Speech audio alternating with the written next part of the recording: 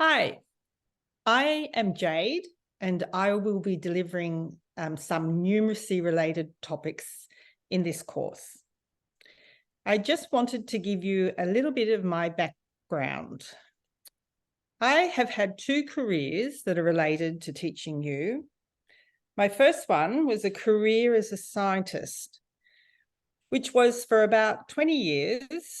After my Bachelor of Science, I started as a research assistant, then did my PhD, and then worked up to the level of Research Associate Professor. That was starting in Australia and then mostly in the USA. My second career was as a secondary school science teacher. I got my teacher qualification initially in the USA, but finishing it up in Australia. Then I taught grades 7 to 12 for about 8 years in Australia. So, in which of these careers do you think I got down into the nitty-gritty of science? So, I'd just like to say here that with these slides, I'm trying out this format where I explain a term I have used by putting it in yellow. So here is the meaning of nitty-gritty. Next. Oh, sorry. Can we take that back? Thank you. Nitty-gritty is an informal or casual word meaning the most important aspects or practical details of a subject or situation. I really like this term. It is a bit onomatopoeic. That is, it sounds a little bit like what it means. Thanks. Next. Anyway, back to me telling you about being a scientist and a science teacher. I'm telling you this so that you can understand that I am very passionate about science. I love science. Now, to tell you the truth, although I was an okay scientist, not great, but I did a few important things, but I actually learned more about science when I came to teach it. Because to teach something well, you have to get down into the nitty-gritty of it, how it works, how it all hangs together. So another thing about teaching science, unlike many other subjects, you have to cover a huge number of fields, like biology, geology, physics, chemistry, and then all the different subfields within them. And you don't necessarily have experience in all of these different areas. What I found helps is to find out what are the big ideas for a topic so that you can provide a framework to hang your understanding from. And by doing that, when I was teaching, I got to understand some of the science at a deeper level. And even the idea of big ideas itself is a big idea in teaching. So in science, to give you an idea of some important examples of big ideas, there are, next slide, evolution in biology, plate tectonics in geology, energy transformation in physics, and the periodic table in chemistry. Of course, there are many more big ideas that are very useful. Next slide. Now, what I actually do need to tell you is that I am not a numeracy expert. I'm not an expert in mathematics. In fact, some of you will be more numerate than me. Some of you will be less numerate than me. So numerate is the adjective or the describing word for the noun numeracy, just as literate is the adjective for the noun literacy. Hopefully, those of you who are more numerate than me will get a deeper understanding of the fundamentals of numeracy, and others of you may pick up some new numeracy skills.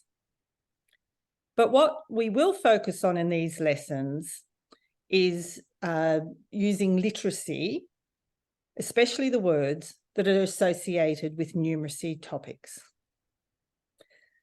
I have to tell you, just as when I was teaching science, I have had a lot of fun researching numeracy and applying my teaching expertise to this field. So the next slide. So when I was asked to cover numeracy topics, starting with time zones and time conversions, I initially thought, oh dear, how should I approach this? Well, first up, what's a big idea about numeracy in the topic of time? It turns out that it is counting. So counting is probably the most important and basic big idea of numeracy. And counting time in particular is really interesting. So can we just turn to that word basic? When we say something is basic, we often think it is simple and easy. But what basic really means is fundamental. It is the base on which we build our understanding. So back to counting. Counting is so basic to our culture that it is one of the first things we teach our children. Do you remember? Up go our fingers in front of the child as we work our way through 1 to 10. Also, when we learn a new language, which all of you have done, one of the first things that we learn are the numbers to count with.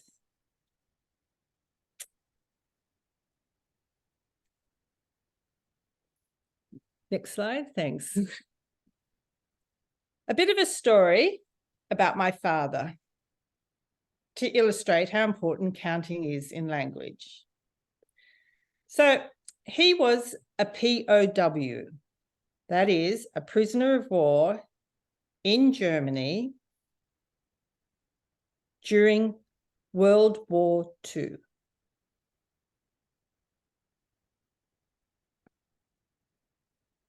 He did not learn very much German at all while he was there, which might be why he got caught so easily when he escaped.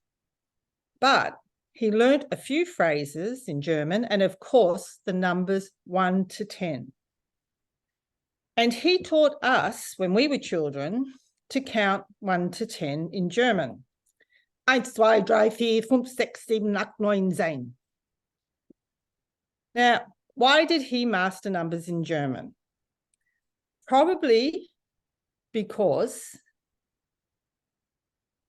numbers and counting are so important for transactions.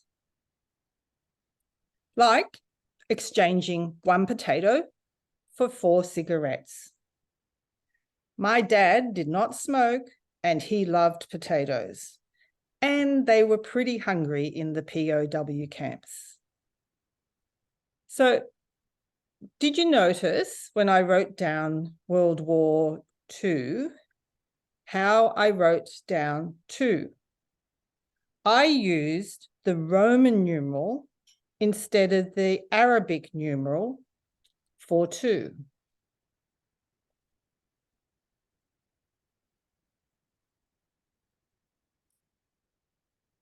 So maybe you can have a look and see if you can find out what are the Roman numerals for 1 to 10. It's interesting to note about Roman numerals that they can be capitalized or lowercase. I actually use the capital Roman numeral for 2. Also, you could think about where else have you seen Roman numerals used? And there's a hint, one place is related to our topic of time. So coming back to counting and transactions. So many of our societies are transactional. Across the globe, most of the societies that I can think of are transactional, and therefore they rely on good counting systems. Now, going to what do we mean by transactional? Here are 3 meanings from the internet. First one, it's relating to the conducting of business, especially buying or selling. Or it's relating to the exchange or interaction between people. And another one is there is an expectation if that one gives, one will receive. But not all societies are so transactional. It's interesting to note that Aboriginal culture in Australia, which has been here for about 60,000 years, is not transactional. And they do not have an elaborate counting or number system in their culture or language.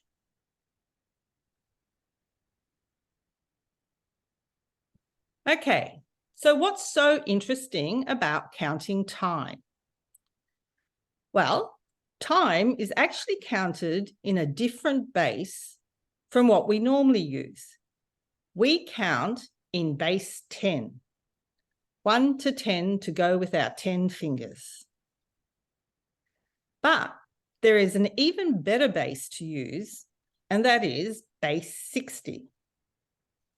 Next slide. So we're going to do a demonstration of counting in base 60.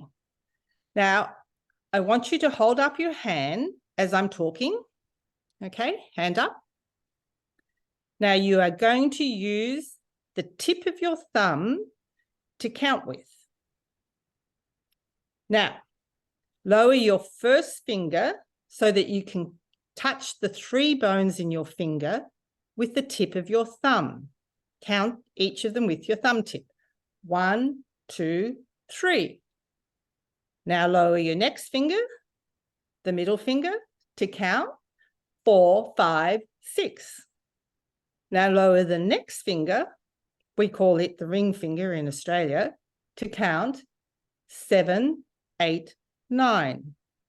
And last, lower your little finger to count 10, 11, 12. Yay, we've counted to 12 on one hand. Next slide.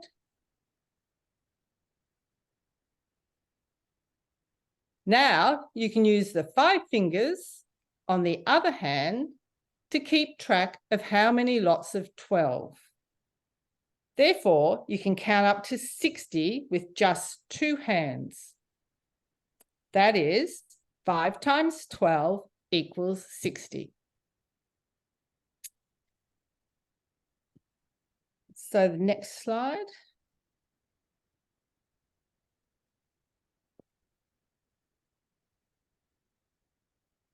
Is there a next slide? No, this is the last slide. So we're going to have to do it again because I must have. Oh, no, sorry. Excuse me, students, for me messing up there. I see there that we're going to talk about how 60 is a super number to use as a base because so many other numbers can divide into it. That is, it has many factors.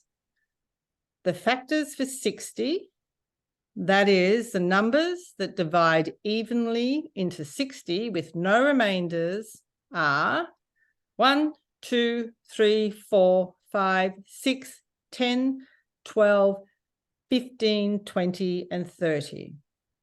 So there is a lot of factors compared to the factors for 10 or even for 100. So we will finish up here for today, and then we'll get into the nitty-gritty of counting time next week. Perhaps in the meantime, you can think of examples of time being counted in base 60. Goodbye, and thanks for giving me this opportunity to learn more about numeracy and to share that with you.